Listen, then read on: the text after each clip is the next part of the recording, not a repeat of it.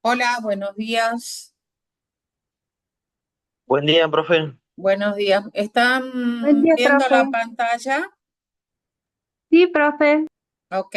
Bueno, hoy hoy miércoles primero, vamos a avanzar con el trabajo con la unidad número 3, ¿ok?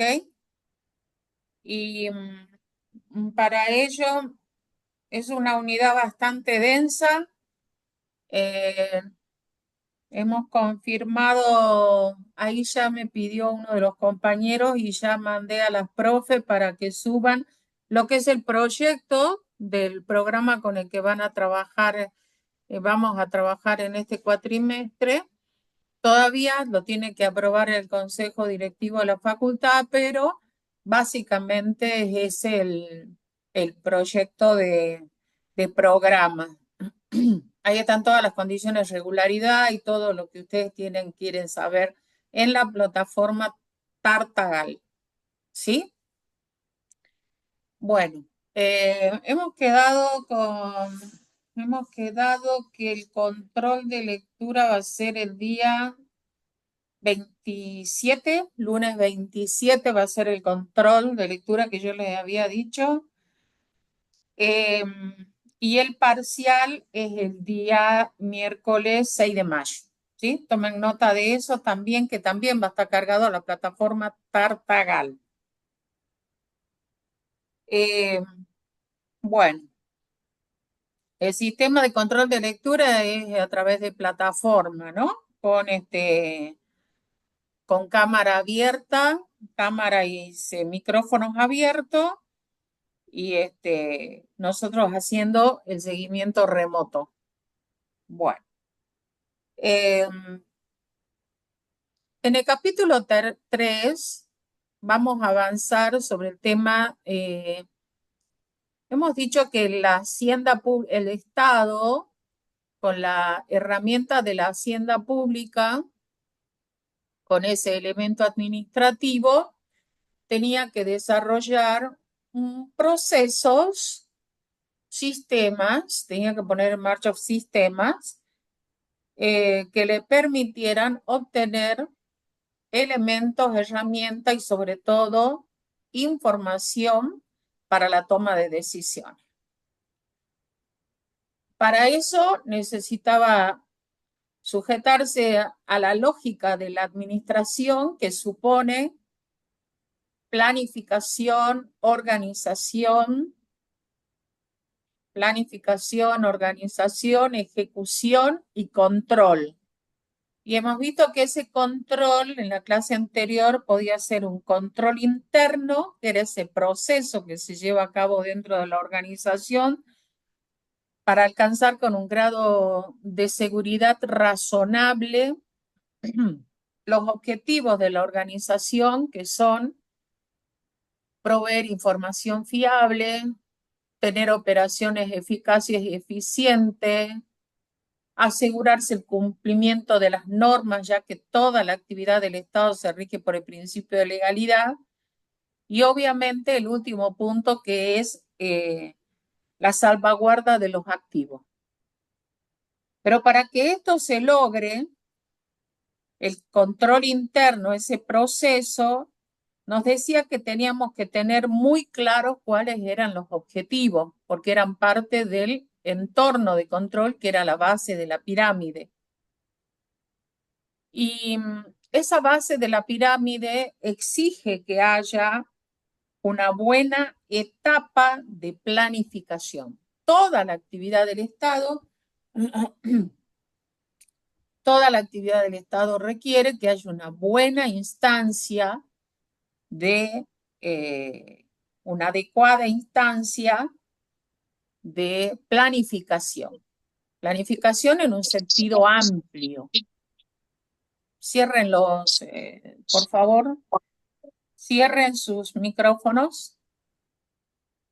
Em, la planificación entonces es el primer punto la planificación es el macro tema de esta unidad número 3 para luego pasar a hablar del presupuesto, para luego pasar a hablar de las delegaciones legislativas en materia presupuestaria, para luego hablar de cuál es, siendo el presupuesto una ley, cuál es la estructura legal del presupuesto y las normas jurídicas que regulan el presupuesto en el orden nacional, en el provincial y en el municipal. Recuerden ustedes que siempre vamos a hacer esta triada de entre las tres jurisdicciones que por el sistema federal existen en la República Argentina. Y por último, vamos a hablar de una ya de las herramientas que comienza a tocar tierra del tema de nuestra materia, que es clasificaciones presupuestarias o clasificadores presupuestarios. Esa es esta unidad bastante compleja, bastante larga, sustancial. Acuérdense que es una capa más dentro de esta torta alemana, digamos, donde son muchas capitas. Bueno, esta es una capa de las más sabrosas, para mi gusto diríamos de Moca, que es lo que me gusta. Habíamos dicho que en la economía del Estado, en la economía en general de un país, coexisten las haciendas públicas y las haciendas privadas, y que las haciendas públicas, cuyo titular es el Estado, son aquella coordinación económicamente activa de personas y de bienes económicos establecida por los habitantes afincados en un territorio, con la finalidad de satisfacer las necesidades de orden colectivo común que los individuos no podrían satisfacer aisladamente. Y que ese Estado, ¿no es cierto? Que ese Estado necesita generar un proceso, un engranaje, poner en marcha todos los sistemas que vimos, entre los cuales está el sistema financiero, el sistema de apoyo, el sistema de planificación, el sistema de recursos humanos, el sistema de recaudación. Hay que poner en marcha todo esto porque el Estado, para poder proveer los bienes y servicios que necesita la gente, necesita recaudar tributos. Tributos en general, hablamos de impuestos, tasas y contribuciones. Y como devolución, entonces va a entregar esos bienes y servicios, pero para obtener esos bienes y servicios necesita poner en marcha el elemento o el componente administrativo del Estado y poner en marcha todos los sistemas que actúan como un verdadero engranaje. Y de esto va a permitir obtener información para tomar decisiones. ¿Sí? Entonces, el proceso decisional en el Estado es fundamental. Es una herramienta fundamental, pero necesita, porque es la única que va a poder impactar y poner en movimiento el proceso de incorporar insumos a ese proceso para obtener bienes y servicios que van a permitirle obtener o cumplir los objetivos a través de una adecuada vinculación de insumos, procesos y resultados. Pero la planificación no es una sola cosa, no es un solo instante, sino que la planificación, ¿sí?, está compuesta de tres elementos, de tres momentos que van evolucionando en el tiempo y que van a darle al Estado una suerte de seguridad en que la toma de decisiones sea la adecuada para que intervenga cuando se necesita, provea los bienes cuando se necesitan, las vacunas antes de las plagas, que se dan los colchones estén disponibles antes, no haya que salir a comprarlos en cuanto se produzca la inundación. Y, y necesitamos que todo este estado, con todos sus componentes y todos los sistemas que interactúan con él, se orienten a la satisfacción de necesidades públicas y el cumplimiento de los fines públicos, del bien público, que era la razón de ser del Estado. Actualmente, el Estado, tal como lo conocemos, este Estado en el que vivimos, orienta o pretende orientar toda su actividad al logro de resultados. No tenemos más que escuchar la televisión y escuchar los discursos cuando dicen que lo que se busca es mayor inversión, mantener el equilibrio fiscal, aumentar la actividad privada. Entonces, lo que se está buscando, el Estado se supone que desarrolla actividades para lograr resultados. Esto de buscar resultados se traduce en la práctica que busca elementos que le cambien la vida a las personas, a los ciudadanos. Y de esta manera, entonces, supera el modelo burocrático en el cual lo único que importaba es que el Estado cumpla las normas. Cumplir la ley es un regio Estado. No cumplió la ley es un mal Estado. Ahora, ¿qué pasaba con el uso de los fondos y la acción del Estado? No sé. Solamente se evaluaba, es como si nosotros pudiéramos aprobar un alumno solamente porque viene a clases y está sentado ahí escuchando la clase. Ese alumno ya aprendió y ya le cambiamos la vida. No, nosotros necesitamos conocer resultados.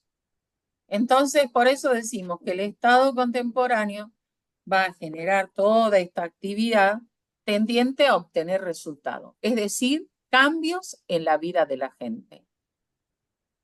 Y si nos quedamos con que cumplió las normas, pues entonces algo nos estamos quedando a mitad de camino. Cuando se plantea esta idea que esté orientado a resultados, que la gestión del Estado desarrolle una acción tendiente a ser eficiente, eficaz y a evaluar los resultados, porque no es que, sí, me hicieron el parcial, pero yo tengo que ver si comprendieron de qué se trataba el parcial.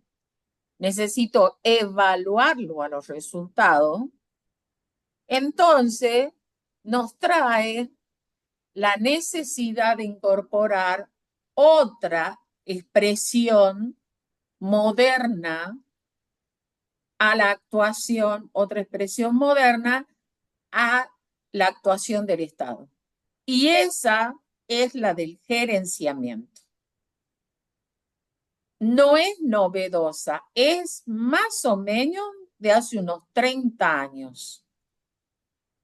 Pero el gerenciamiento público moderno es aquel capaz de articular todos los sistemas que hemos estado viendo, medir el desempeño, quiere decir que medir qué resultados han logrado, que han sido buenos, y si hablamos de desempeño, decir si ha sido muy bueno, regular o ineficiente. Y además, cuando hablamos de gerenciamiento público moderno, hablamos de que le exige que las intervenciones estatales, o sea, que la acción del Estado sea eficaz, eficiente, económico y sostenible. ¿Para qué? Para satisfacer las necesidades de la sociedad. Era importante que trajéramos estas nuevas expresiones porque si ustedes lo leen, por ejemplo, al doctor Lajera en Estado Eficiente, él tiene toda esta visión del gerenciamiento. Es más, si en las primeras páginas del libro, quiero decir que Estado Eficiente está liberado, ¿no? Es gratuito dentro de Internet.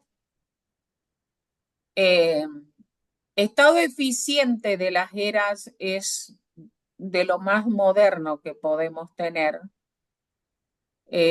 y muy orientado a la cuestión financiera, de la administración financiera. Después tenemos nuestros doctrinarios, pero la visión que tiene la JERA es con un enfoque hacia la administración financiera muy bueno. Esta cátedra funde lo doctrinario con la visión de las eras. Bien, sigamos. Entonces, el gerenciamiento se orienta a los resultados, es decir, que busca eficacia, hacia el uso racional de los recursos, es decir, eficiencia y economía. El gerenciamiento plantea que hay que tener una planificación estratégica y la evaluación y la medición de desempeño nos permite la mejora continua. Siempre es posible que mejoremos. Como no son fondos públicos, permite mostrar cómo hace las cosas el Estado, la transparencia. Y acuérdense que dentro de transparencia tenemos dos leyes fundamentales. Uno, el acceso a la información. ¿Sí? El acceso a la información es uno de los pasos trascendentes que se ha dado en la legislación que va a fortalecer la transparencia. Y en segundo lugar, tenemos la necesidad de rendir cuentas. ¿Qué quiere decir rendir cuentas? Como hemos estado usando los funcionarios dineros del pueblo, que quede claro que acá nada es del intendente, nada es del ministro, nada es del presidente, nada es del diputado, nada, nada. Es plata del pueblo. Hay que mostrarle al pueblo qué es lo que se ha hecho con los fondos públicos. Y siempre el gerenciamiento lo que busca es el enfoque al ciudadano. No hay que olvidarse que no solamente que los fondos son públicos, sino que el objeto, la finalidad del Estado es el bien público. Han podido apreciar que permanentemente vuelvo a la primera, a la segunda, a la tercera clase. Por eso les dije yo que este es un sistema de capa sobre capa. Si no entendimos al principio, es difícil que vamos captando lo que sigue. Cuando yo planifico en el Estado, yo tengo que tener en cuenta ciertos principios, ¿sí? El principio de eficacia, de eficiencia, de economía, de planificación estratégica, de medición de desempeño, de transparencia, rendición de cuentas, enfoque al ciudadano y sostenibilidad. A ver, veamos. Cuando estoy preparando la planificación, digamos, estoy preparando, mejor dicho, la idea de gerenciamiento, necesito planificar. Y esa planificación cumple con ciertos principios. Ahora yo voy a ir, la idea es que cada uno de ustedes lea cada uno de los renglones y fundamentalmente entienda la definición, hacia dónde se orienta y qué respuesta es la que busca. Si yo digo que que el gerenciamiento se inspira en el principio de la eficacia, lo primero que tengo que entender qué es eficacia. Y de hoy en adelante ya todos sabemos qué es eficacia. Lo que yo tengo que saber que la eficacia es la capacidad que tiene el Estado para alcanzar los objetivos y metas previstos. Esto lleva adentro algo que es implícito. Para poder actuar o trabajar o gerenciar con eficacia, tengo que saber a dónde voy, definir los objetivos.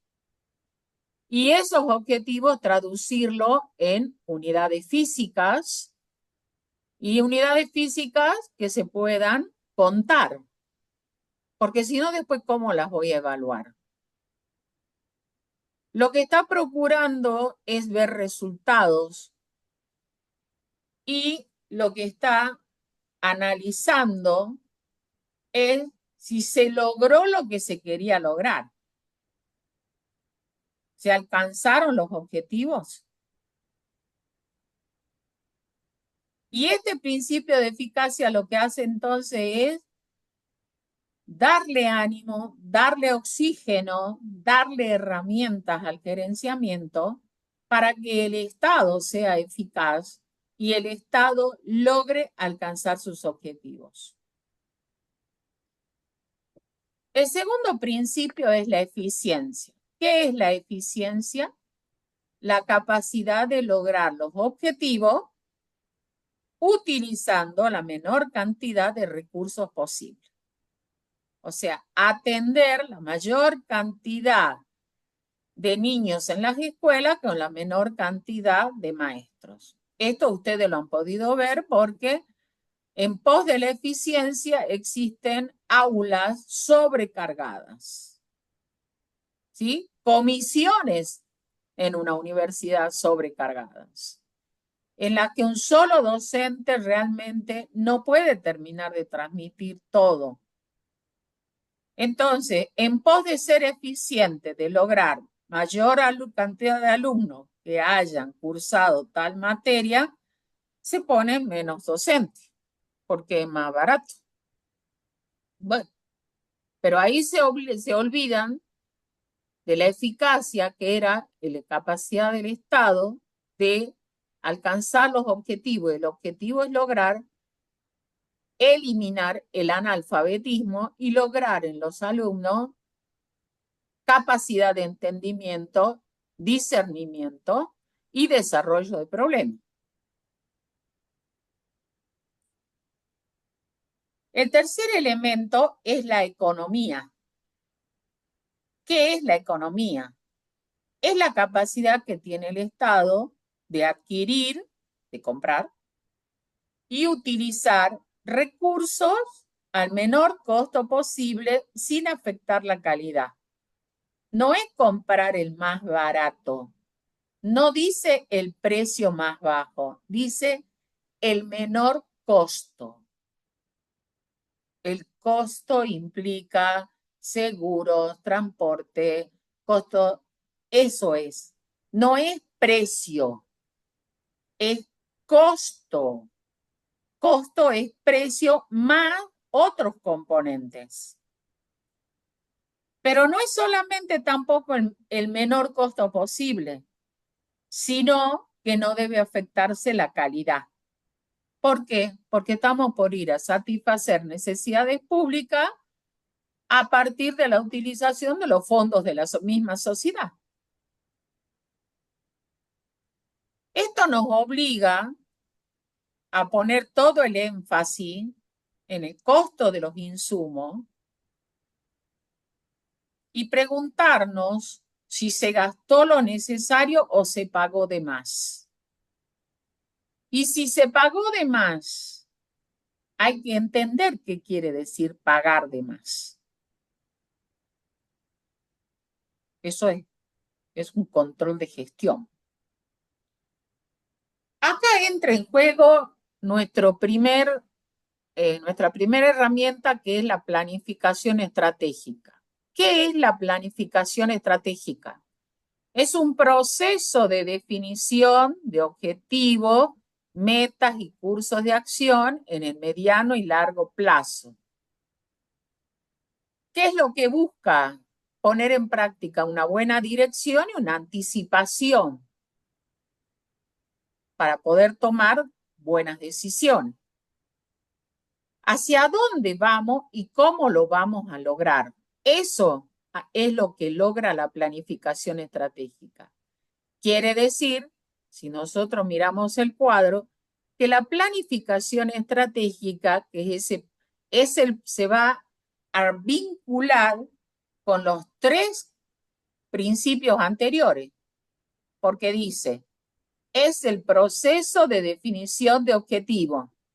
Los objetivos los necesitaba para saber si son eficaces. Las metas, ¿sí? Tanto objetivos y metas eran lo que necesito para saber la eficacia. El plan estratégico también me da los elementos para saber si yo voy a ser eficiente y voy a actuar en economía. ¿Cuándo? En el largo plazo y en el mediano plazo. Además, el gerenciamiento no solamente nos pide planificación estratégica, sino que además nos pide que midamos el desempeño, o sea, nos pide que evaluemos eficacia, que evaluemos eficiencia, que evaluemos economía, que evaluemos cómo planificamos. Y además nos pide transparencia, que todo esté disponible, porque los dineros son públicos. Entonces, lo pueden ver los representantes del pueblo, que son los de las cámaras, pero también lo puede ver doña Rosa directamente de la calle.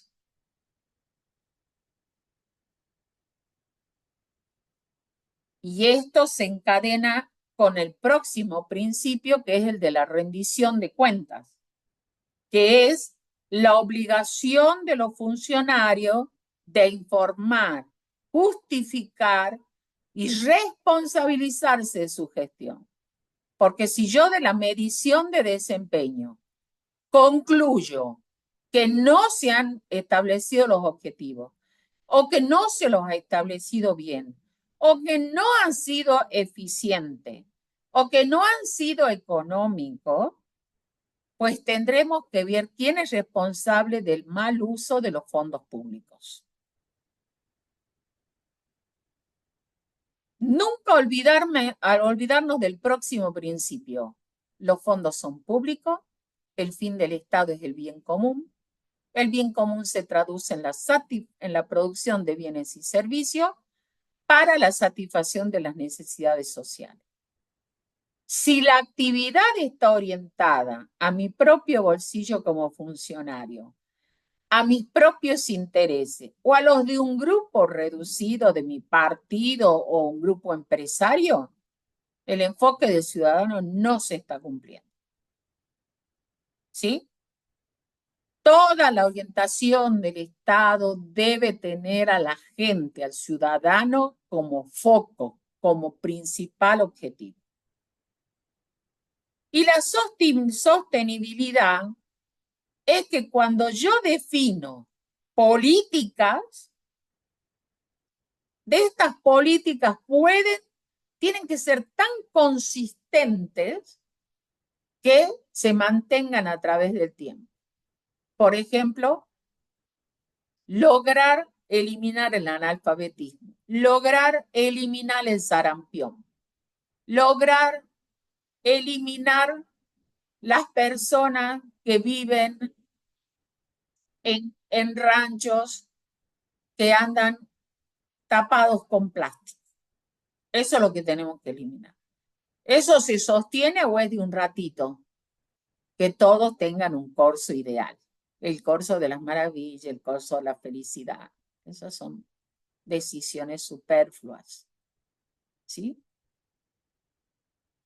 Sí, ustedes dirán, bueno, se pueden respetar y mantener las tradiciones, sí, pero no hacen a la vida de las personas. No creo que nadie se vaya a morir de inanición porque no haya un corso.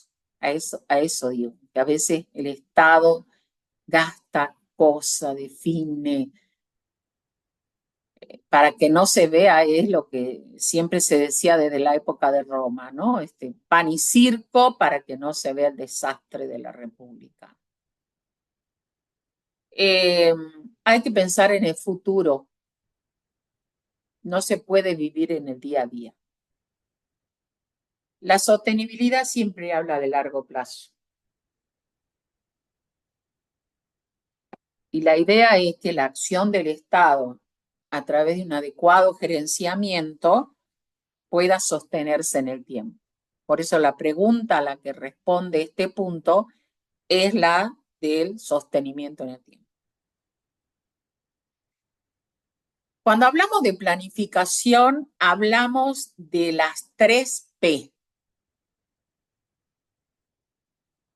El campo amplio, el primero es el azul, que es la planificación en sentido general. Ahí puede estar la planificación, mejor dicho, ahí está la planificación estratégica. Luego, cuando ya tengo pensada cuáles van a ser los objetivos y las metas que quiero alcanzar, aparece la programación, es decir, las acciones o el ordenamiento de las acciones que debo desarrollar, el ordenamiento en el tiempo de las acciones que debo desarrollar para cumplir la planificación, para alcanzar esos objetivos, y es lo mismo que ustedes hacen. Para poder recibirme, bueno, en el primer año voy a cursar 4, en el segundo año voy a cursar 6, y ustedes van programando y distribuyendo sus recursos. Y el tercero es cuando yo traduzco esa programación en recursos y gastos. Cuando yo hablo de recursos, no necesariamente hablo de cuánto dispongo de plata, sino, por ejemplo, otro recurso muy importante es conocimiento. Otro recurso muy importante es tiempo. Otro recurso muy importante es voluntad. En el caso de que estuviéramos pensando en una planificación de nuestra carrera. ¿Y los gastos cuáles son? Y lo que tengo que dejar de hacer. Tendré que sacrificar algunas piletas, ahora tendré que sacrificar algunos partidos de fútbol, tendré que sacrificar algunos tiempos de ocio porque hay que estudiar. Entonces, las fases para la toma de decisiones son aparte la planificación, la programación y el presupuesto. La planificación define objetivos, políticas y estrategia, orienta la acción del Estado. La programación traduce esos objetivos en metas, actividades y recursos, acciones, las distribuye en el tiempo y la función principal es que organiza la acción. Y el presupuesto expresa en cifras, en recursos o en gastos, para hacerla operativa la decisión. voy a eliminar el sarampión. Para eso voy a diseñar una campaña, voy a iniciar la compra con tiempo, que todo centro de salud tenga su heladera para que no se rompa la cadena de frío. Voy a entrenar cómo se pone. Ustedes saben que las vacunas que se ponen a los niñitos eh, son con unas agujas mucho más chiquitas de las que es cuando somos mayores. Eh, Ustedes saben que hay algunas vacunas que no se ponen en 90 grados, sino en 45 grados. Eh, Todo eso hay que programar. Primero vamos a ir al barrio San Benito, luego al de Floresta, luego al Libertador. Eh, ¿Qué día vamos a ir? ¿En qué horario vamos a ir? ¿Qué enfermeras van a ir? ¿Qué médicos van a estar atentos? Porque ustedes saben que no le podemos poner una vacuna a un niño si está con resfrío.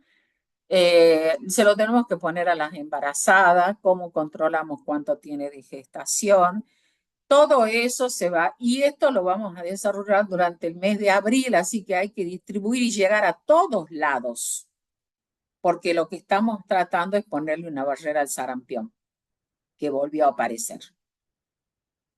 Y luego viene cuando ya digo, bueno, preparemos el presupuesto de cuántas enfermeras voy a necesitar, cuántas camionetas para llevar la gente a los barrios, para el gazebo, para establecerlo, llevar los mecanismos de refrigeración.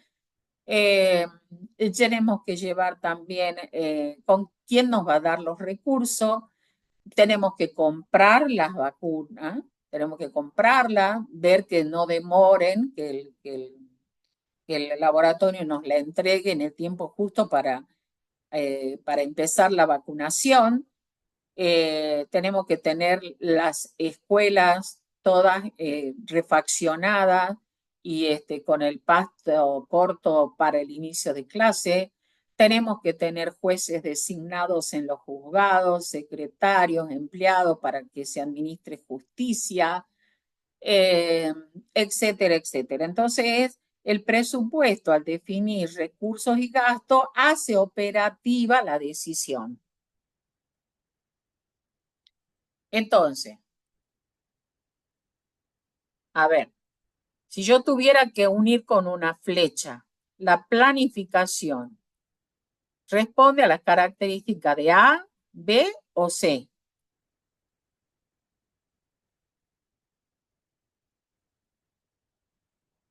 La C, Sí. profe. La C, veamos, perfecto, hemos coincidido. La programación, ¿con qué coincide? La A. Perfecto. ¿Y el presupuesto, con qué coincide?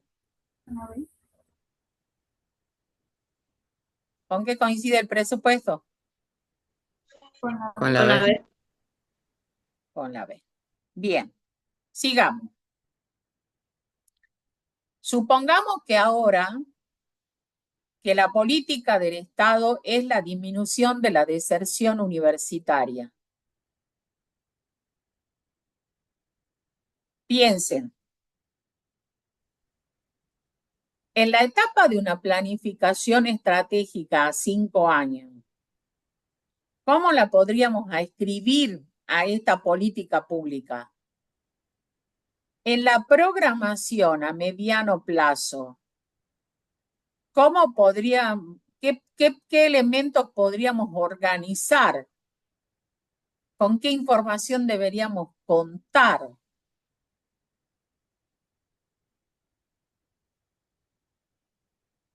Teniendo en cuenta lo que yo recién les dije, les conté todo lo de la vacunación, ahora veamos el desafío institucional que tenemos en las universidades, que es la disminución de la deserción universitaria. ¿Qué podría ser? ¿Alguien está hablando o tiene el micrófono abierto y estamos escuchando off? ¿Quién se anima? Yo le he puesto la primera palabra.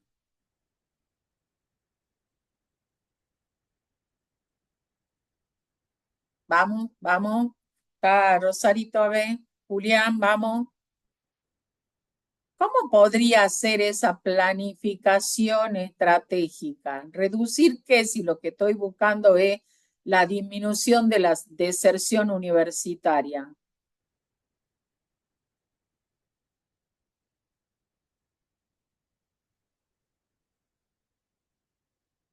Chicos, ¿nadie se anima? No sé, Profe, ¿qué sería de este? ¿qué es deserción? Abandonar. El abandono Abandonar. total o previo. ¿Ah? A ver.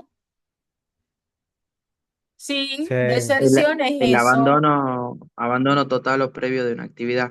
Bien, perfecto.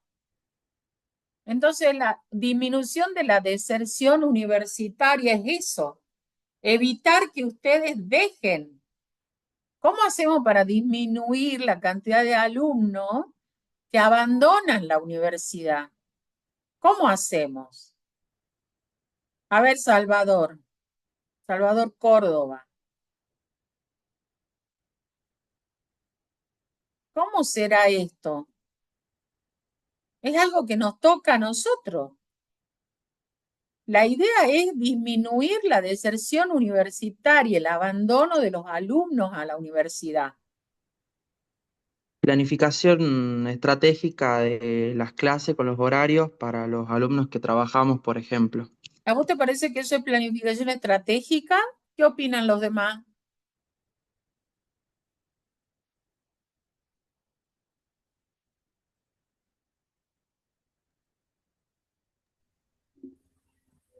Acordate qué era planificación y qué era programa. Me parece que les voy a empezar a mandar el material antes para que lo tengan.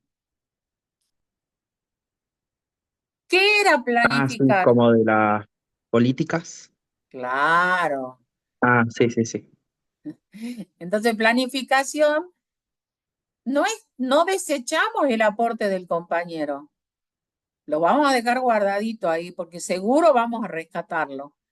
Pero es esto, de cómo podríamos hacer, o sea, cuando viene el decano de la facultad y dice, estoy preocupado con la deserción, el abandono de los chicos en la universidad, pero no lo puede escribir así porque es una expresión muy coloquial, muy cotidiana. Lo tenemos que escribir a eso en un informe. ¿Cómo podríamos eso? Reducir la deserción universitaria en los próximos 3 años. ¿Cuánto quiere reducir usted? Porque hay que ponerlo, no es bla, bla, hay que poner un número.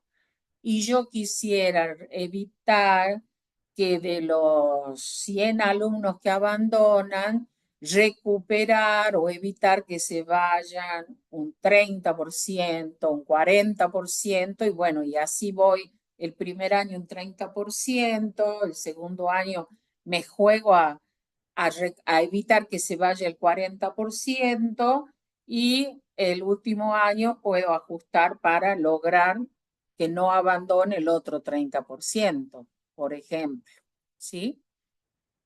Y luego viene la programación. Identificar que los problemas que hay, por qué la gente deja de trabajar, por qué la gente deja la universidad. Y ahí está el aporte que hizo el compañero, porque hay gente que trabaja, que tiene estas inconsistencias de horario. Eh, ¿Por qué? A ver, veamos. Porque, porque se formó pareja y ahora tiene que trabajar, antes no trabajaba, ahora formó pareja y ahora tiene que mantener una familia, sigue estando el trabajo dando vuelta, porque la casa se quedaron, Por, sí, escucho, por cuestiones económicas, profe. claro, por cuestiones económicas, es la más común, sí. Pero también esto puede ser porque vamos a clases que son muy multitudinarias y realmente es incomodísimo ir, así que mejor me voy a la privada, ¿ok? O sea, hay que buscar las causas que por qué la gente se va de la universidad. Hay que identificarlas y una vez que las identificamos, entonces acá me dice, el problema del horario porque se trabaja. Vamos con uno bien puntual. ¿Qué tiene que hacer la universidad? Y bueno, tendrá que analizar, hacer un análisis a partir de qué año, o sea, cuál es el porcentaje en cada año de la cantidad de alumnos que trabajan. Por ejemplo, capaz que en el primer año solamente el 10% trabaja. En el segundo año ya estamos en el 30%. Y en el tercer año ya tengo el 60%. En el cuarto año ya tengo casi el 80%. Entonces tengo que ver de poner horarios, por ejemplo, a la mañana no debería haber horario, por ejemplo, sino ponerlos a última hora de la noche, quizás. No lo sé, pero habría que buscar soluciones. Buscar, por ejemplo, la opción de que si sé que esta materia se da a la mañana, pero yo se las dejo grabadas y ustedes la pueden recuperar. ¿Mm? Que se habiliten horas de consulta. Nosotros estamos habilitando horas de consulta. La capacitación de profesores auxiliares. La capacitación de profesores auxiliares para que se pueda hacer carrera con gente del lugar y entonces haya una mejor adaptación al horario, si supongamos que el horario es uno de los puntos críticos. Y también podemos ver que la deserción quizá es porque no logran, porque eligieron mal la carrera. Entonces habrá que prever un buen mecanismo de orientación vocacional. O que, por ejemplo, como se hizo en Capital, que se ponga la tecnicatura. O sea, entonces hay gente que llega hasta el tercer año, tiene todo un valor agregado, pero, y es más, entra a trabajar a un lugar donde le pagan como si tuviera título secundario, pero tiene el valor agregado de 3 años de universidad, que sí les ha cambiado. Por más que reneguemos lo que reneguemos, 3 años en el ámbito universitario te cambia la vida, te cambia la forma de ver las cosas. Entonces, perdón, estoy en clase. Entonces, lo que nosotros tenemos que pensar es identificar, ¿no? Bien las causas y tratar de dar respuesta a cada causa. Y una vez que decimos, bueno, capaz que hay 5 causas importantes, nos quedemos con 2. Puede ser la de capacitar para que el alumno no se sienta decepcionado y no se vaya, no se aburra. Pero también puede ocurrir que entonces veamos planes de capacitación, entonces tenemos que poner presupuesto para capacitación, presupuesto para llamado a concurso, ¿sí? O sea, tenemos que empezar a ver qué es lo que necesitamos gastar. Quizás hay que hacer más aulas. Quizás si vamos a traer gente que nos va a dar conferencias, tenemos que habilitar más aulas para que se hagan remota, porque Tartagal queda lejos, pero no podemos dejarlo lejos del conocimiento, ¿verdad? Entonces, vamos a ver cómo se traduce eso. Bueno, yo, por ejemplo, propuse esta solución. Es un ejemplo. Supongamos que planificación a 5 años es reducir la tasa de deserción universitaria en un 30%, promoviendo la permanencia estudiantil mediante políticas de inclusión, acompañamiento académico y apoyo socioeconómico. Nosotros estamos de la cátedra trabajando desde nuestro pequeño espacio. Por ejemplo, ya hemos visto que hay gente que ha salido del grupo y estamos tratando de conectarnos con ellos, de preguntarle qué es lo que ha pasado que ha decidido salir del grupo. Porque a nosotros nos interesa saber qué es lo que qué es lo que los llevó a tomar esa decisión y ver si lo podemos ayudar. Luego tenemos la programación, que es identificar las causas de abandono, donde están perfectamente las que ustedes me han mencionado, las sociales, las académicas, las económicas, Entonces podemos diseñar programas de tutoría, implementar becas, ayudas económicas, fortalecer los cursos de ingreso, de nivelación, establecer metas de retención por corte. Podemos irlo haciendo por cuatrimestre. Nosotros, por ejemplo, en nuestro pequeño ámbito de la cátedra. Y luego tenemos el tema del presupuesto. ¿De dónde va a salir el financiamiento para las becas? ¿Cómo, con qué vamos a pagar la contratación de los tutores y los orientadores? Hay que desarrollar más plataformas educativas. Estamos plenamente en campaña con las profesoras para darle fortaleza a la plataforma Tartagal, para que tengan ustedes la autonomía. Programas de apoyo estudiantil que lo damos siempre en el segundo cuatrimestre y la evaluación y el seguimiento de indicadores. Para nosotros es muy importante saber cuántos aprueban, cuántos desertan, que nunca vinieron, o sea que se anotaron y nunca vinieron, aquellos que nos dejaron la primera semana y aquellos que nos dejan después del primer parcial. O sea, tenemos que tener esa información. Así se planifica en el Estado. Así como yo planifico en esta cátedra, así se planifica en el Estado a grandes dimensiones, porque yo soy un chiquitito, una cátedra dentro de una carrera, dentro de una facultad que está dentro de la provincia de Salta. Pero así hay que pensarla la gestión pública. Las etapas de la planificación, entonces, hacer un diagnóstico, definir objetivos, establecer estrategias, es decir, cómo vamos a alcanzar esos objetivos, conocer las metas, que es cuando yo digo voy a disminuir las deserciones universitarias, suena, genial, pero ¿cuánto? Ah, un 30%. Bueno, está bien, un 30% está bien. Ya sé que voy hacia eso, porque si no, no tengo contra qué controlar, contra qué evaluar. Después tengo que ver de dónde salen los recursos. ¿Por qué esto van a ser recursos públicos? Tengo que saber si participo de la política nacional para que la política nacional me haga las transferencias de fondos. Entonces, lo que yo tengo que tener muy en cuenta son esos elementos.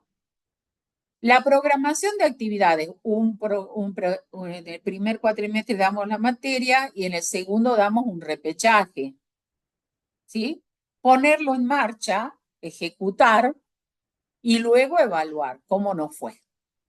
¿Cuáles fueron los resultados? ¿Están bien? ¿Está mal? Y hay algo que hay que hacer también, que quizás no lo puse ahí, hay que buscar en qué se falló si no se alcanzó los objetivos. Hay que aprender a hacer la autoevaluación.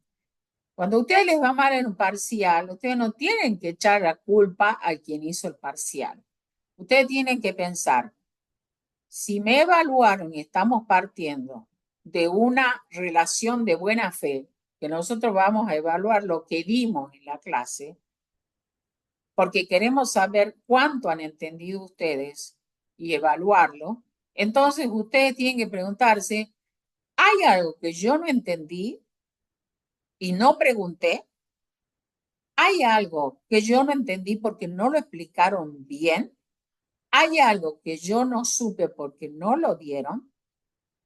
¿O yo no sabía porque no le dediqué el tiempo? Entonces ahí, ese es el elemento, ese es el punto. Porque nosotros cuando vemos los números a plazo, también nos preguntamos nosotros, ¿qué es lo que ha pasado? Yo estoy preocupada con que alguien se vaya de la clase, pero el día que vea los resultados del control de lectura y los resultados del parcial, me voy a preguntar qué es lo que no se dio. Si la falla estuvo en la teoría, si la falla estuvo en la práctica, ajustaremos, porque nuestra obligación es cumplir nuestros objetivos, ¿sí? Bien, la planificación, hay muchos tipos de planificación, por plazo, por amplitud, por finalidad, por ámbito territorial. Voy a destacarla por plazo, que es la que estamos viendo, la estratégica, la táctica y la operativa. Yo insisto, chicos, que todas estas nuevas expresiones forman parte de nuestro lenguaje hoy. Yo necesito de que ustedes, cuando hablen, hablen con este detalle, con esta prolijidad técnica. Ya tienen que ir incorporando a su lenguaje. Hablen con propiedad. ¿Ah? ¿Qué era? Ah, bueno. Está. Disculpen. Mi hijo llegó de viaje.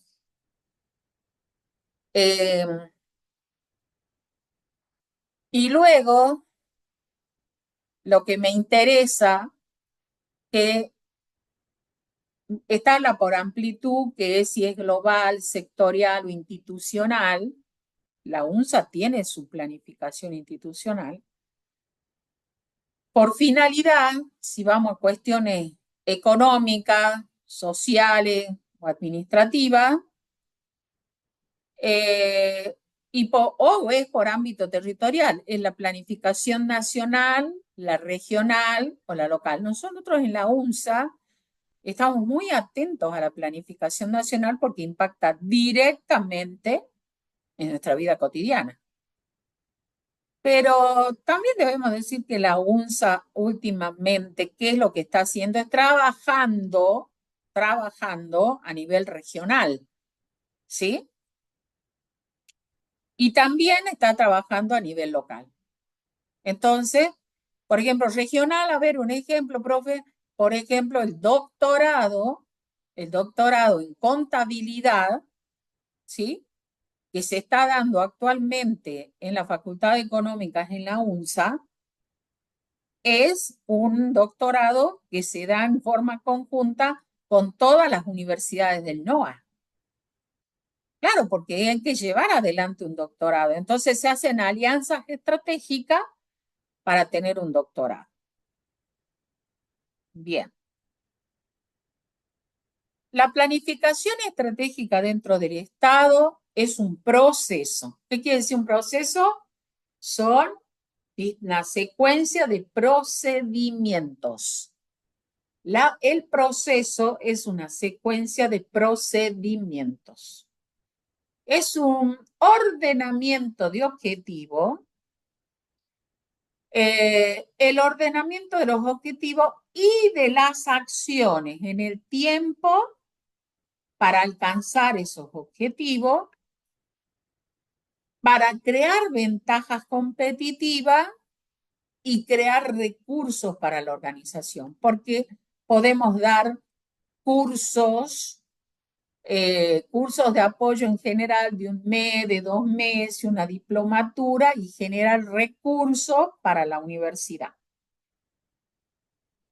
También tenemos que, cuando uno hace una planificación estratégica, no la hace cualquier persona.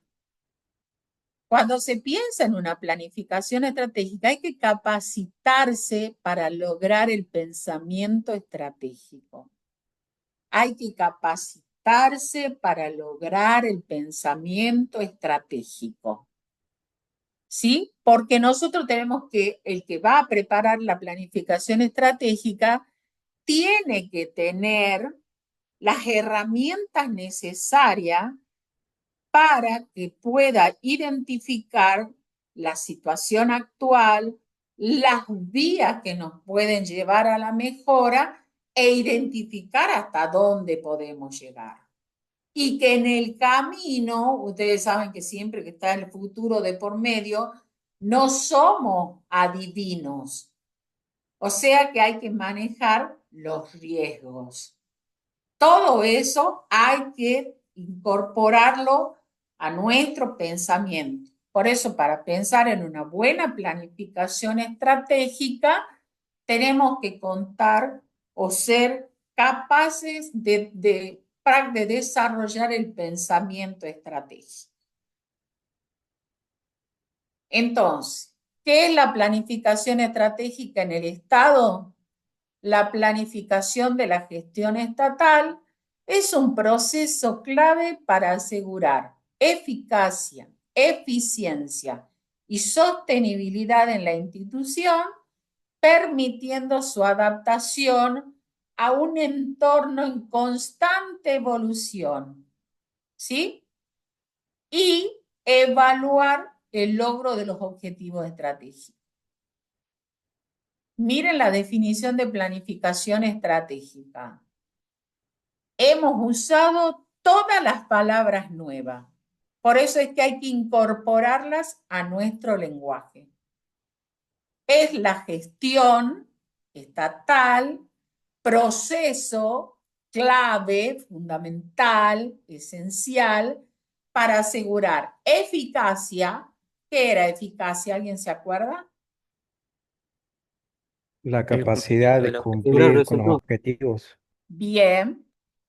La eficiencia, Relación insumo-producto. bueno. Y la sostenibilidad, que se mantenga en el tiempo. Porque justamente la planificación estratégica es a largo plazo. ¿Se entendió? ¿Sí, chicos? ¿Sí? Sí, profe. Bien. Siempre pensando en cumplir los objetivos, siempre pensando que esos objetivos tienen que ver con satisfacer las necesidades públicas y siempre pensando que el fin del Estado es el bien público. Cuando yo preparo un plan estratégico, tengo que hacer un diagnóstico, tengo que definir la misión. Ustedes esto ya han visto, ¿verdad? Misión, visión. ¿Ya han visto en administración? ¿O no? Chicos, Facundo. Sí, profe, sí se vio. Sí, claro, bien, perfecto. Entonces, preparar un diagnóstico, definir la visión, la misión, para qué estamos, la visión, cómo me voy a ver yo dentro. Hemos eliminado el dengue, hemos eliminado el sarampión, hemos disminuido la mortalidad de niños menores de 1 año por causa del sarampión, hemos disminuido la desnutrición, hemos dotado de agua potable a cinco barrios, lo cual representa la eliminación de los grifos comunitarios y la mejora en la calidad de vida de los ciudadanos. Los valores que alientan al Estado, la transparencia, la legalidad, la verdad, la honestidad, el trabajo en equipo, todo eso que alienta. ¿Cuáles son los objetivos estratégicos? Disminuir el abandono universitario. El diseño es la estrategia, diseñar sistemas de becas, selección de docentes, llamar a concurso, implementarlo, con qué recurso y en qué vamos a gastar, y luego viene la fase de evaluación y autocontrol. Acuérdense que acá funciona el control interno. Bien. Hemos dicho que la planificación, dentro del concepto de planificación, trabajan las 3P. Hemos visto lo que es planificación y hemos puesto el énfasis en la planificación estratégica, y tenemos la programación, y en tercer lugar tenemos el presupuesto. Permítanme que hagamos un salto y entremos a presupuesto público. Después volvemos a programación. Para hablar de presupuesto público, necesariamente tengo que remitirme a Montesquieu. Montesquieu, que es uno de, digamos, uno de los pilares fundamentalistas cuando se trabajó contra el absolutismo de los reyes en el siglo XVIII. Él escribe un libro que se llama El espíritu de las leyes, y ese espíritu de las leyes es el que inspira toda la Revolución Francesa en la parte política, porque habla de que no hay un único poder. Acuérdense que los reyes decían, el rey decía que su poder venía de lo divino. El rey dictaba las leyes, el rey ejecutaba las leyes y el rey juzgaba. ¿Sí? Entonces, dictaba la ley, juzgaba si vos habías cumplido la ley y después te fusilaba. Hacía todo el rey. Entonces, es muy importante, con todos sus dimes y diretes, Montesquieu plantea en el siglo XVIII, a través del espíritu de las leyes, la idea de la división de poderes. Pero acá vamos a ser muy claros. El profesor Ubierna, catedrático de la Facultad de Económica, el profesor Ubierna decía, con suma razón, que en realidad no hay tres poderes, que el poder reside en el pueblo. El pueblo es uno solo. Por lo tanto, el poder es uno solo. Pero que en la práctica, para poderlo ejercer a ese poder, había que separarlos. Y para que nadie se ponga celoso, le llamamos a esa división de poderes, y a cada uno de esas divisiones le pusimos un nombre: poder ejecutivo, poder legislativo, poder judicial.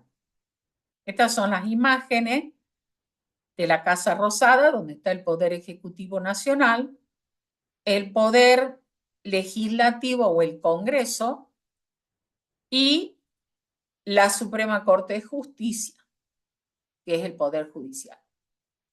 Entonces, esta división de poderes la desarrolla Francia. Acuérdense que yo les conté ya que Vélez Sarsfield se había inspirado mucho en Francia, en el Código Civil francés, era una fuente de mucha normativa, Francia, y esta división de poderes prácticamente la ha tomado el mundo, ¿sí? Entonces, con algunos arreglos, a veces algunas monarquías parlamentarias, un poquito más, un poquito menos, pero en general nos manejamos con este modelo, casi 98% del mundo. Entonces tenemos la división de poderes, y la Argentina toma este modelo y lo consagra en la Constitución. Y lo consagra en la Constitución cuando establece en el artículo 44 que un Congreso, que el Poder Legislativo va a estar conformado, un Congreso compuesto por dos cámaras, una de diputados de la Nación y otra de senadores de las provincias y de la ciudad de Buenos Aires, será investido como poder legislativo de la Nación. Eso dice el artículo 44, segunda parte. En el artículo 87, la Constitución dice que el poder ejecutivo va a ser desempeñado por un ciudadano con el título de presidente de la Nación Argentina. Y en lo que atañe al Poder Judicial, la Constitución dice en su artículo 108 que será ejercido por una Corte Suprema de Justicia y, o sea, el Poder Judicial de la Nación está formado por la Corte Suprema de Justicia más los tribunales interiores que el Congreso estableciera en el territorio de la Nación, es decir, los juzgados federales.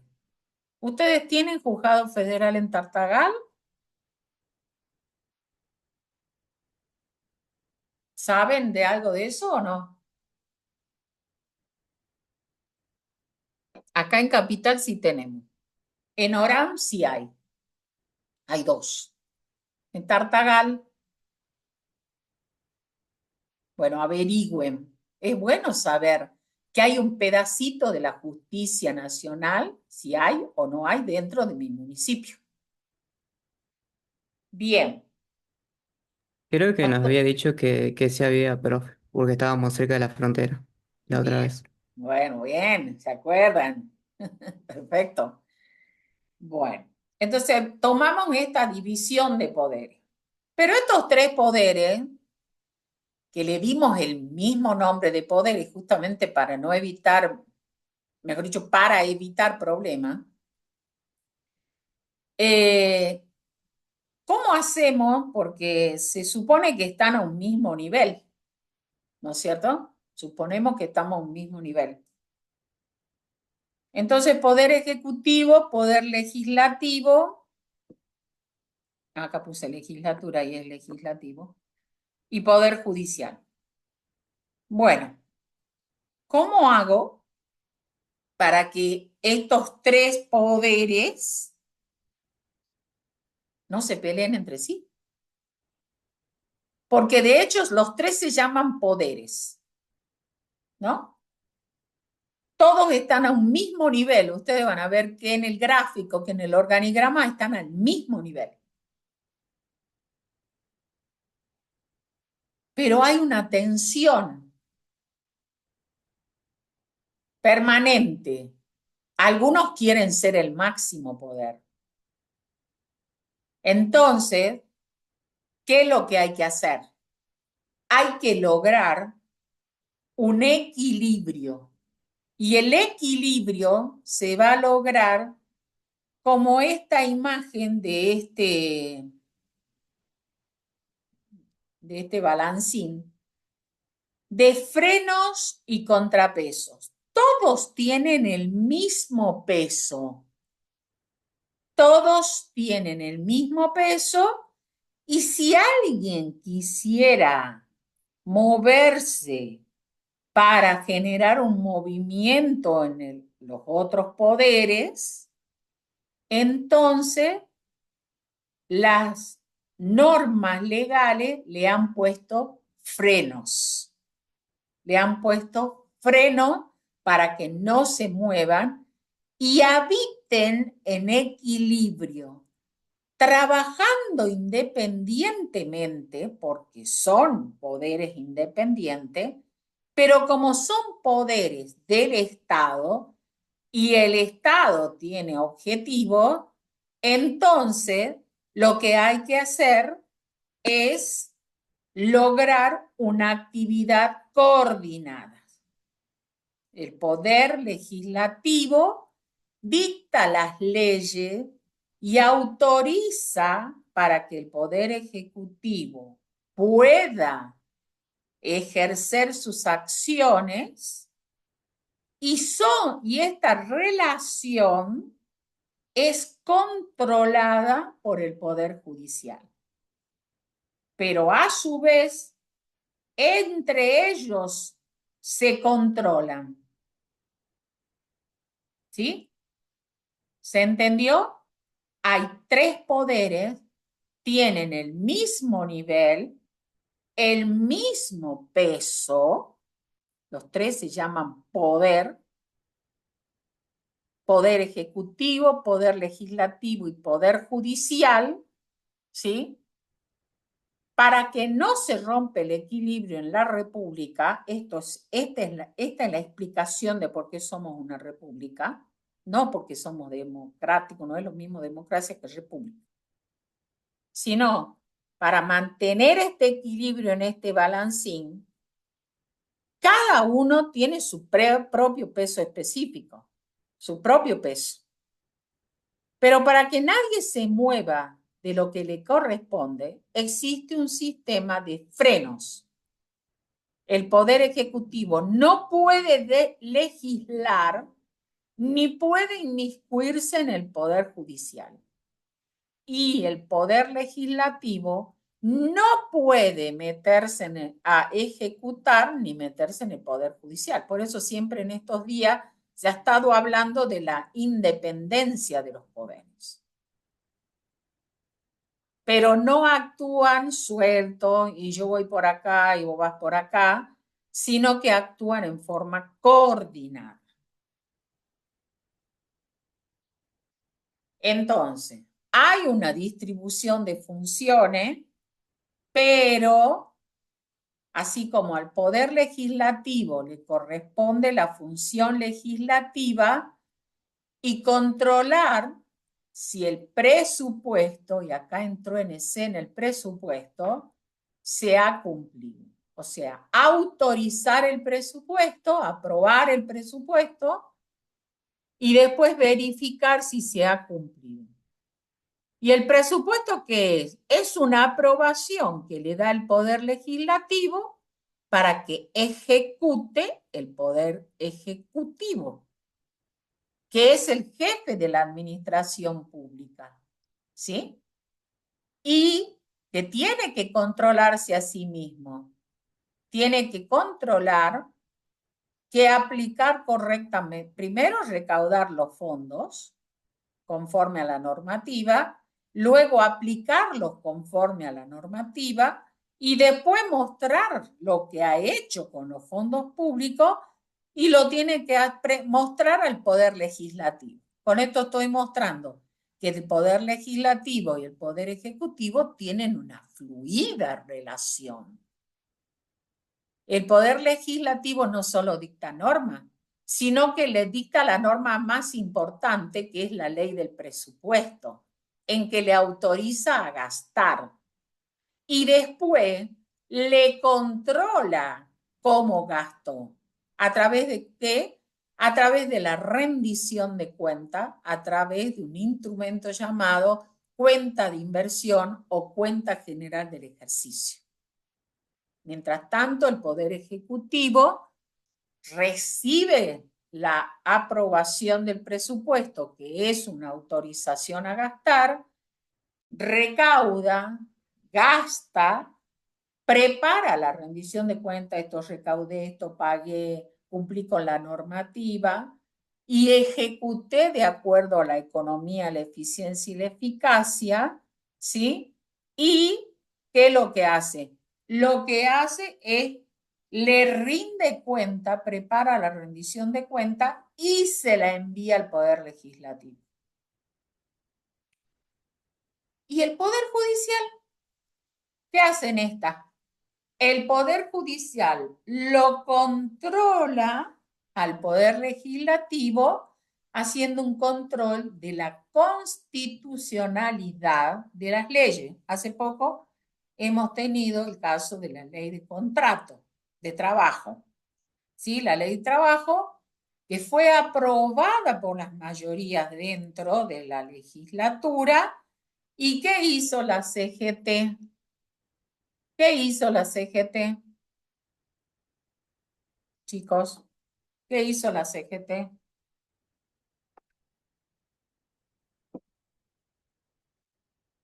¿Qué hizo con la CGT?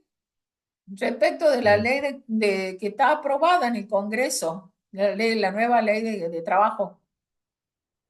Presentó Pidió un amparo. un amparo. Muy bien. Presentó un amparo. ¿Y qué le contestó la Corte? Un juez declaró inconstitucional de más de 80 artículos de la ley. 87 Básicamente, artículos, 86, sí, 87 artículos, casi todos, ¿sí? sí, casi deroga. Entonces, quiere decir que el Poder Judicial cumple el control de constitucionalidad. ¿Mm? Verifica que sean justas las leyes y que se apliquen correctamente. Por eso, cuando tenemos un problema en la justicia, está la primera instancia, que tenemos el juez se pronuncia, el primer juicio, la primera sentencia. Luego decimos, apelamos, vamos a una instancia superior y llegamos a la Cámara. Y si ya se gana la instancia de las cámaras, se puede apelar a la Corte. ¿La Corte qué es lo que hace? No revisa si este mató a aquel, si este robó a aquel, no. Revisa que se haya respetado el derecho a defensa, que se hayan hecho bien los procedimientos. Lo que hace es verificar la parte procedimental. Ya no se pone a analizar las pruebas, que si había huellas, no, eso ya lo han hecho las instancias anteriores. Él lo que verifica es que la justicia de las leyes y la aplicación.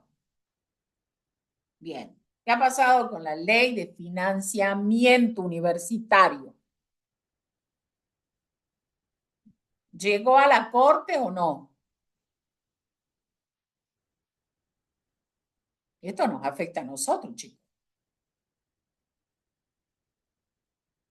No pueden estar dispersos de esta información. Ya les he dicho que tienen que leer el diario. Tienen que leer el diario, tienen que leer los boletines de la universidad, tienen que estar atentos. Ustedes ya son alumnos de tercer año, ya van a estar prontamente en la calle, no pueden estar tan dispersos. Así que ahora van a averiguar qué pasó con la ley de financiamiento universitario. Y me lo van a contar en la próxima clase.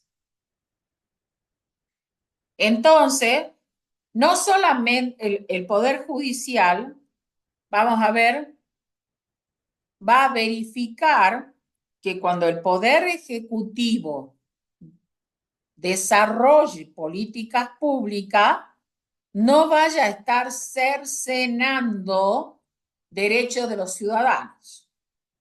¿Ok? Imaginen ustedes el tema de que no se puede hacer piquete. Y le dicen, circulen en la vereda. No interrumpan el derecho de los ciudadanos de transitar libremente. Entonces ustedes vean que no se cercenó el derecho de protesta, tampoco se cercenó el derecho de libre circulación, pero sí esto ha traído unos problemas de amontonamiento de gente dentro de las veredas que no se puede caminar en Buenos Aires. Entonces, bueno, eso es lo que hace el Poder Judicial. ¿Sí? Más allá de que nosotros veamos la ciudad judicial ahí y no sabemos qué pasa porque un bloque de hormigón, entonces sepamos que está llamado a hacer eso.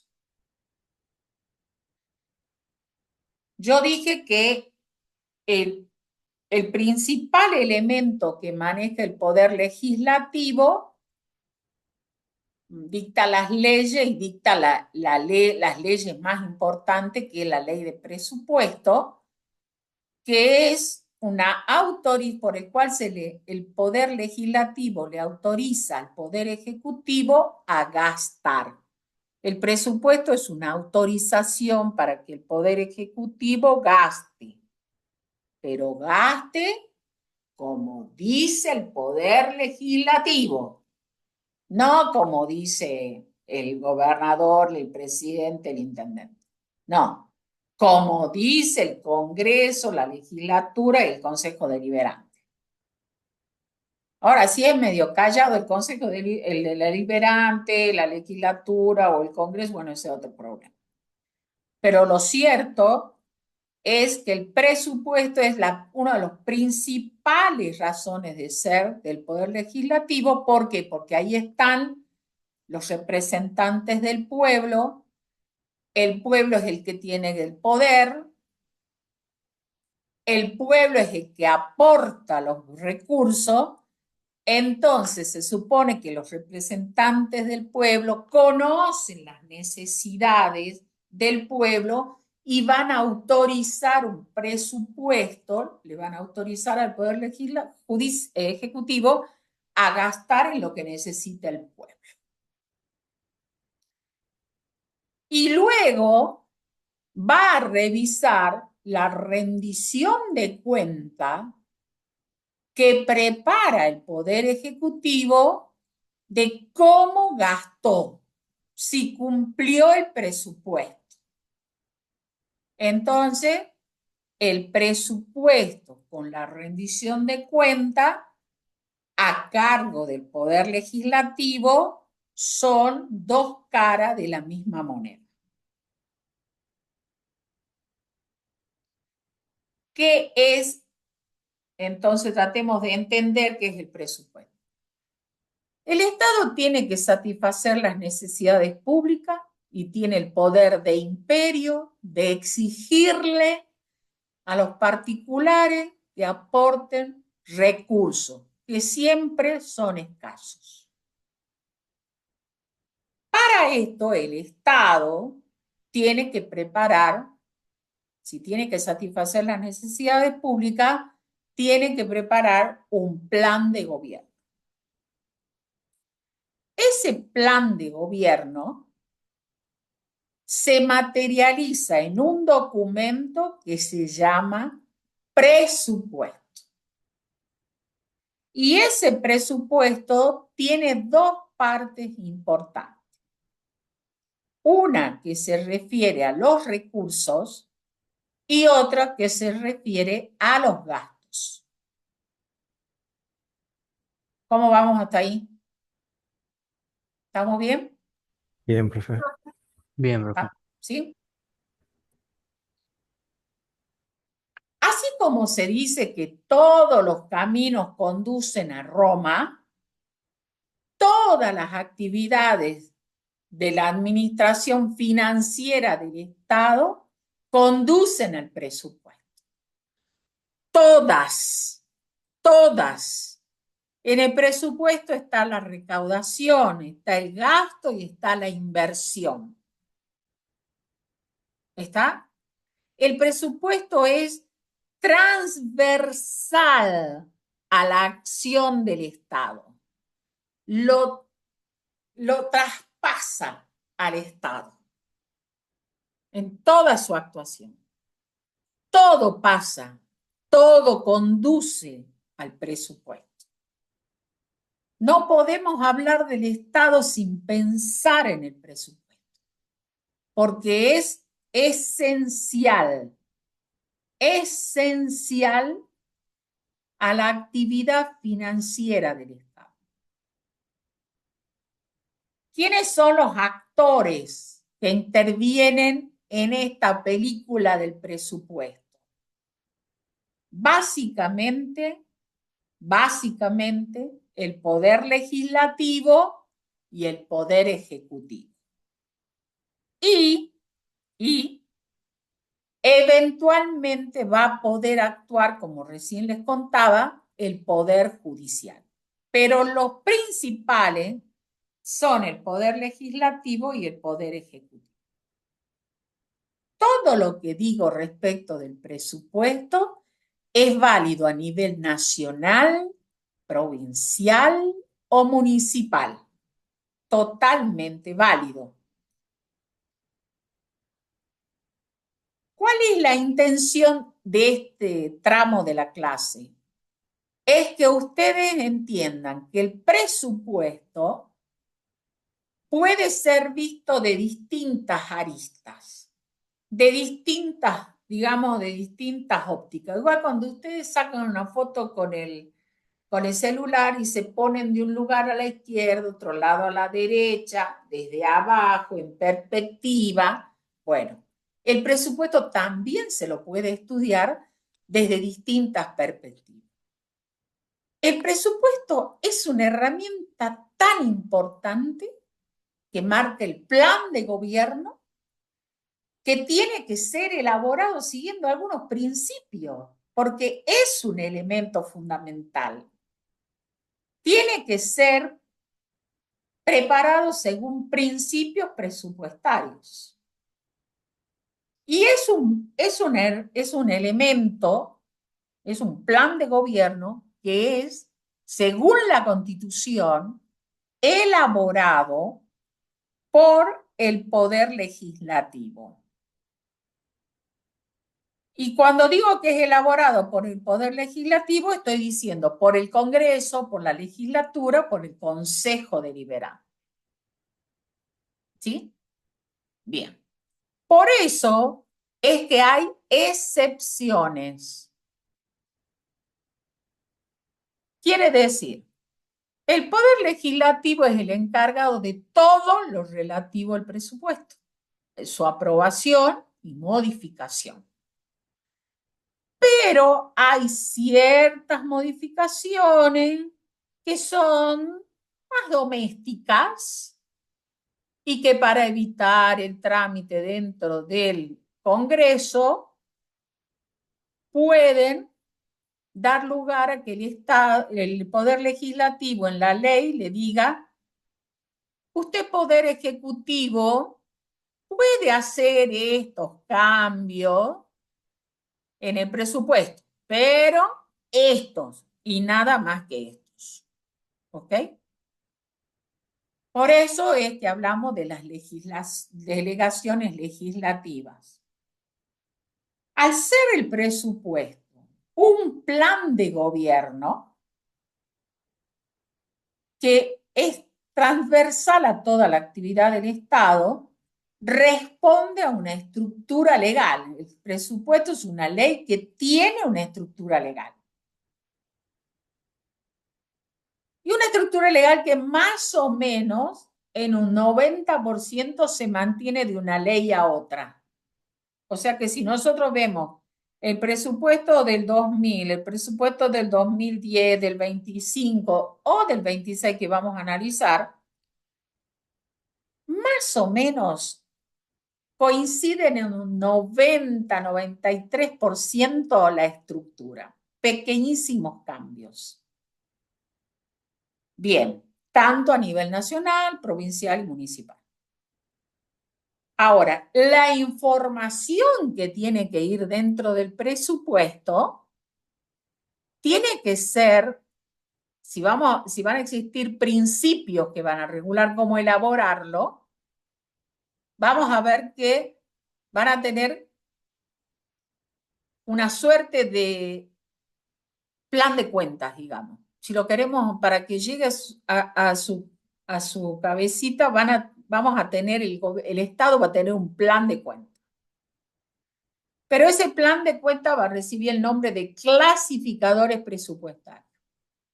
Quiere decir que clasifican los recursos y clasifican los gastos para poderlos incorporar al presupuesto, después ejecutarlo y después controlarlo. ¿Sí? Eso es lo que vamos a abordar ahora. Terry, que es un autor, da una primera definición de lo que se entiende por presupuesto. Y dice, el presupuesto es el cálculo legal. Miren qué mezcla de palabras, ¿no? Dice cálculo, que no suena puro número, legal. Quiere decir que se hace dentro del marco de una ley. El presupuesto es el cálculo legal de lo que gastará el gobierno en el año siguiente y de los recursos que podrá tener a su disposición para llevar esos gastos.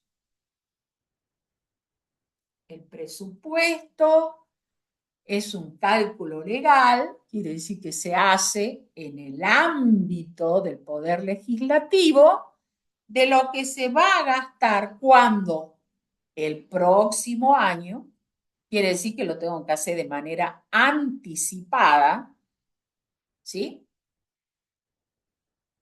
Y de los recursos con que va a poder disponer para poder afrontar esos gastos. Esa es la primera definición. Es un acercamiento,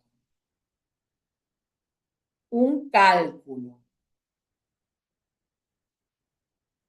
¿Qué decía el contador Ubierna, que ya se los mencioné? Decía, el presupuesto es esencialmente un plan de acción.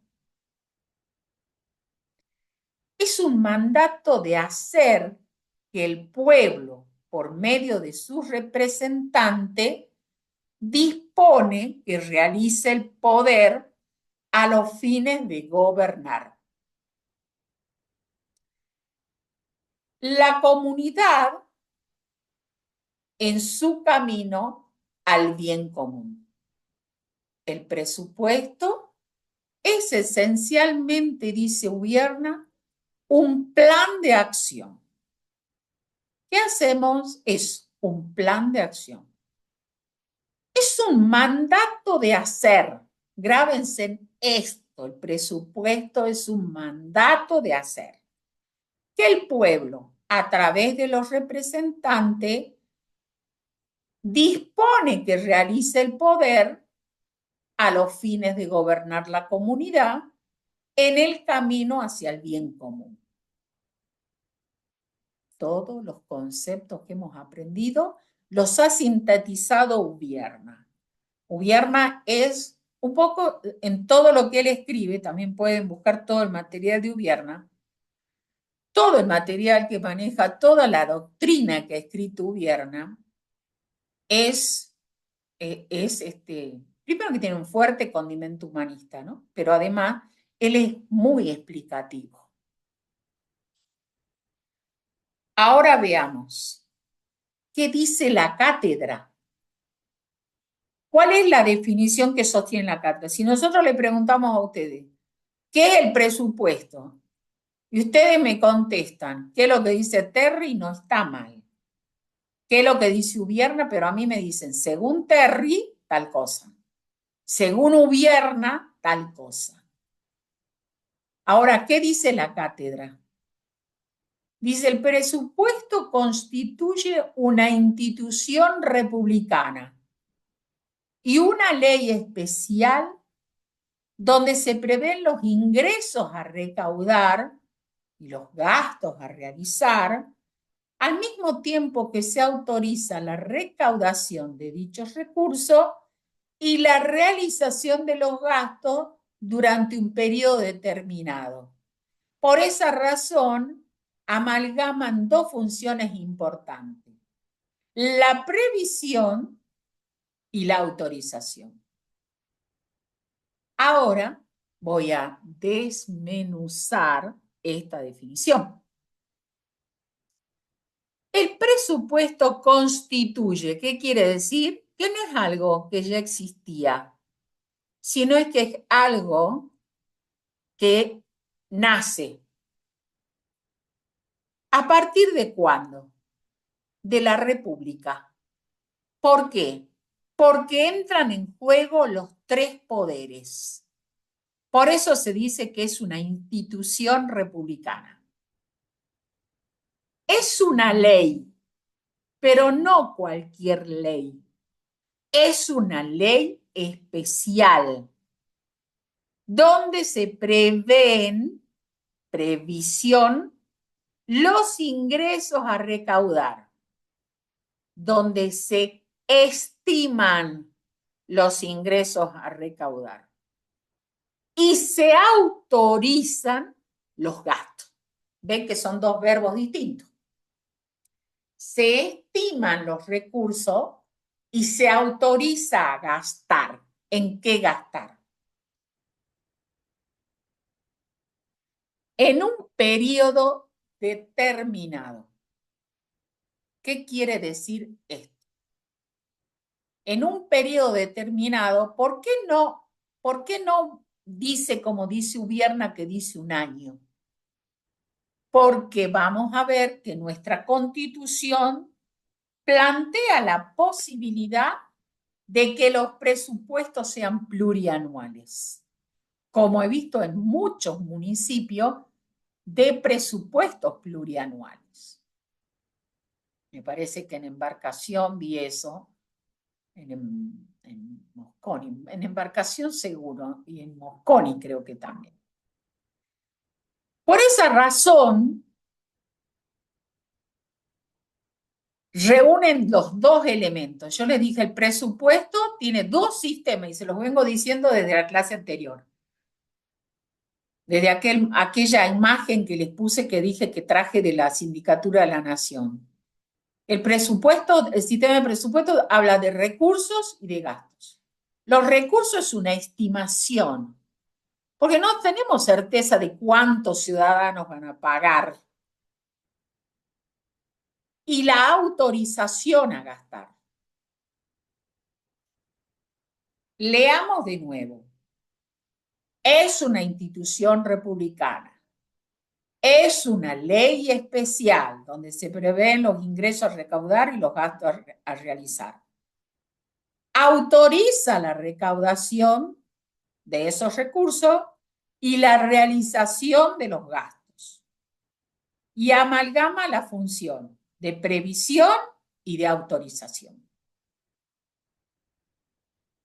¿Cuál es la naturaleza, mejor dicho, la naturaleza jurídica del presupuesto? Tiene naturaleza política, a pesar de que sean un montón de números. Tiene naturaleza política, porque es un plan de gobierno, porque es un instrumento de control, porque es un instrumento político, económico y jurídico.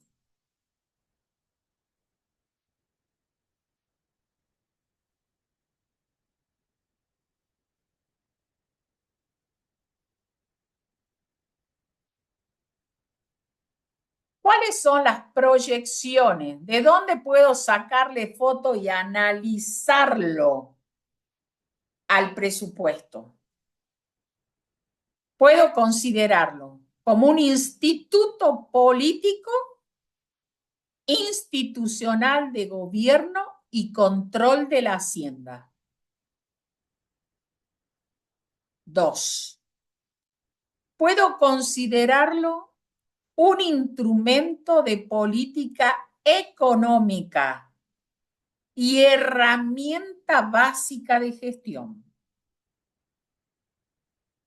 Puedo considerarlo una proyección jurídica del presupuesto.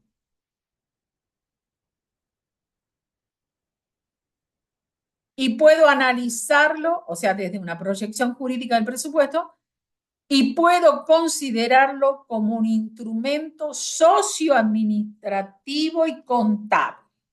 Es decir, lo puedo mirar desde distintos ángulos al presupuesto. Vamos por el primero.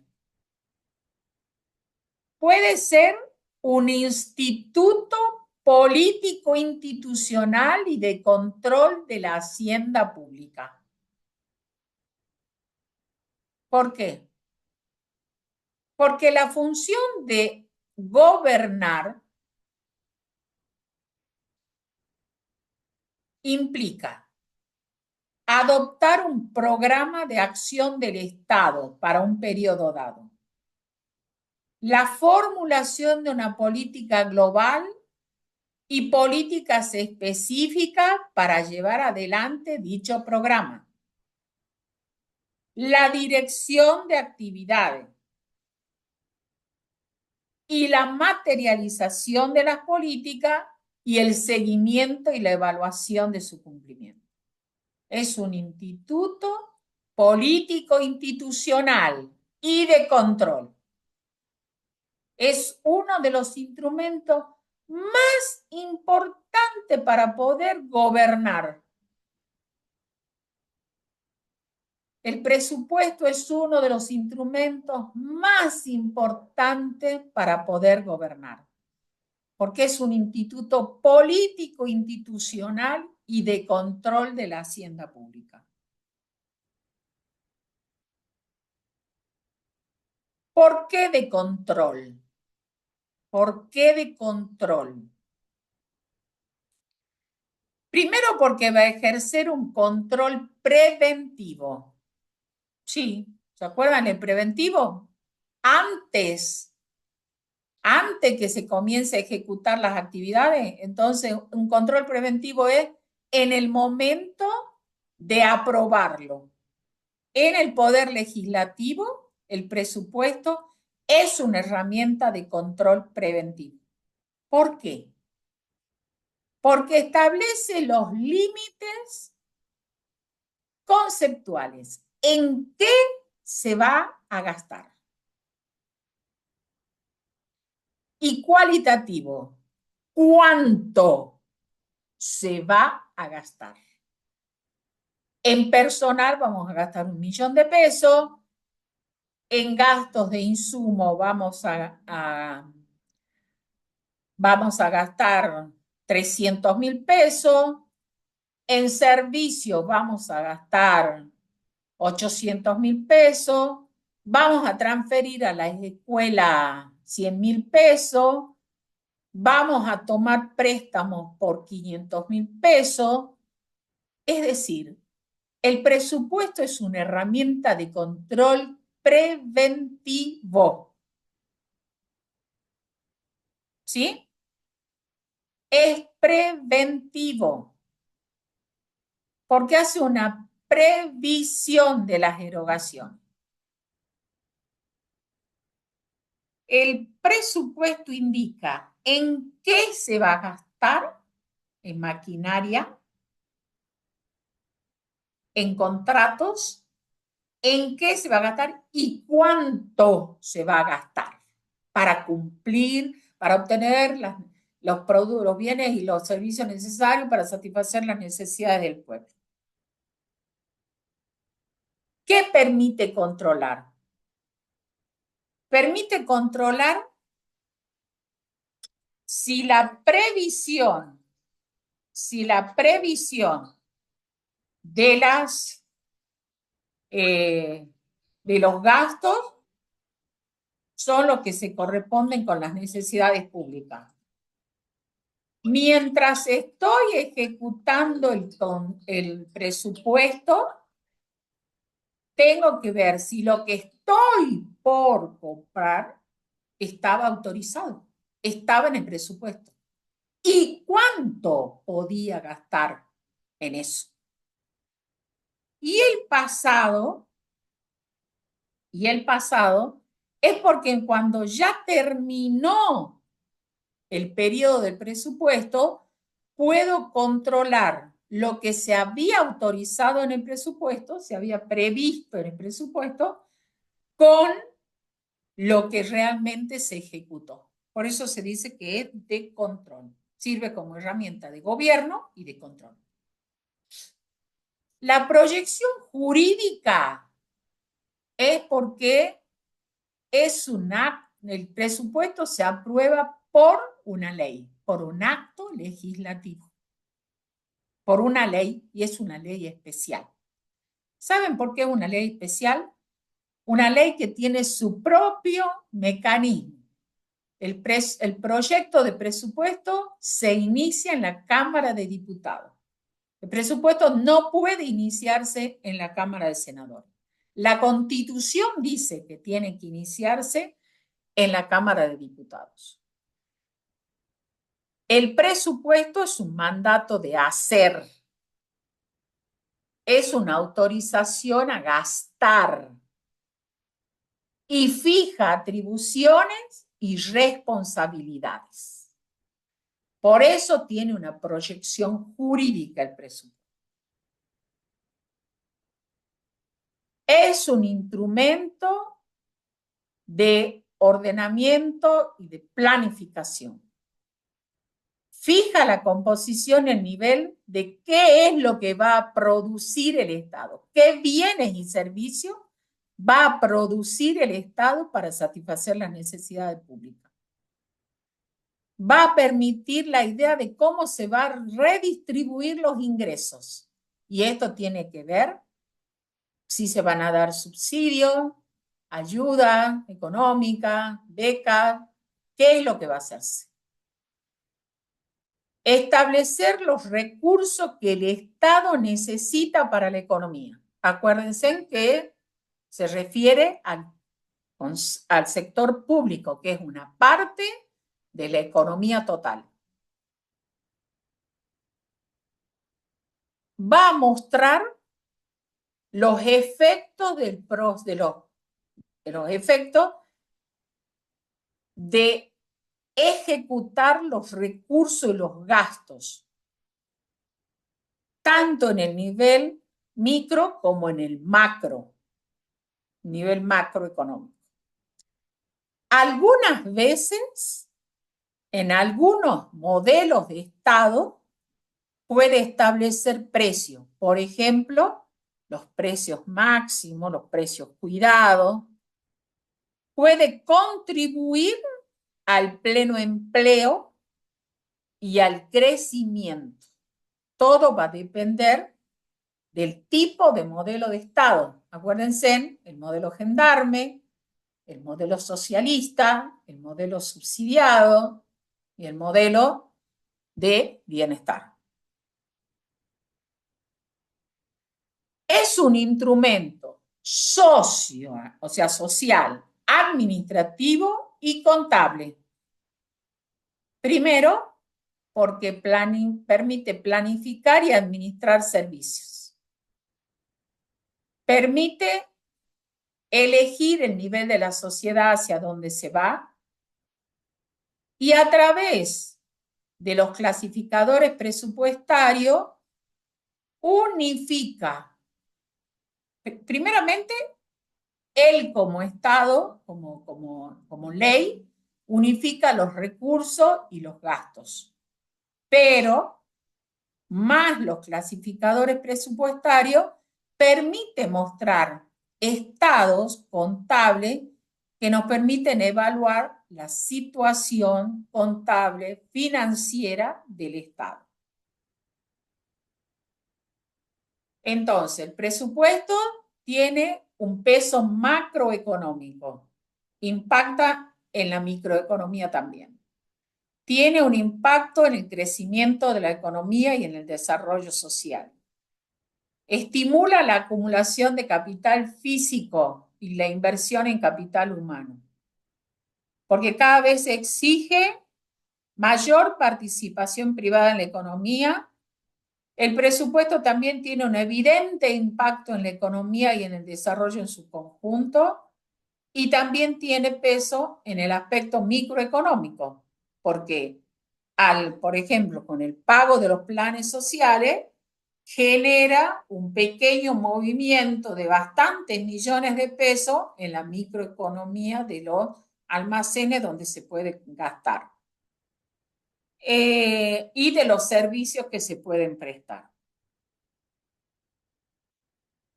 El presupuesto, entonces, necesita, cuando yo lo preparo al presupuesto, necesito tener un alto desarrollo técnico, mucho cuidado técnico. Entonces es indispensable que me tenga que sujetar a ciertos principios y normas técnicas. Pero eso lo vamos a ver la próxima semana. Muchas gracias. Y felices Pascuas para quienes compartan la fe. Igualmente, profe. Bueno, hasta luego. Hasta Lea. luego. Hasta luego, profe. Muchas gracias. Chao, Hasta luego, profe. profe, gracias. Hasta luego. Buen